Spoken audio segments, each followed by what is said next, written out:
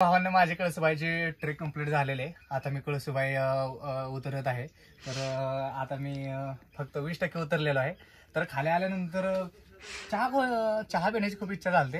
तर मी चहा बनवत आहे भावांना. तर बघू शकता की माझ्याकडे गॅस आहे. मी चहापत्ती, साखर, पाणी सगळं ओतलेलं आहे. चहा होतोय, तुम्ही बघू शकता. तर मित्रांनो, आपण हॉटेलमध्ये तर चहा पितोच, पण असं ट्रेक करताना सह्याद्रीमध्ये आपण स्वतःच्या हाताने चहा बनवून पिणं हे खूप भारी असतं आणि खूप भारी वाटतं. आणि त्या चहाचं जे सुख आहे ना, ते दुसरं कशातच नसतं. तर तुम्ही बघू शकता की मी पण माझ्यासोबत असतो. मी ट्रेकिंग ज्यावेळेस करतो त्यावेळेस माझ्यासोबत कायम छोटासा गॅस, चहा किंवा मॅगीचं म्हणजे सगळंच मी सोबत घेऊन असतो. तर चहा बनवल्यानंतर मी सगळ्यात पहिल्यांदा कपामध्ये ओतून घेतला आणि चहाचा आस्वाद घेतला. चहा खूपच भारी लागत होता आणि मला तिथे खूप छान वाटलं. कारण की आयुष्यात हे क्षण परत येत नसतात. ते म्हणू शकतो जगणे खूप गरजेचं असतं.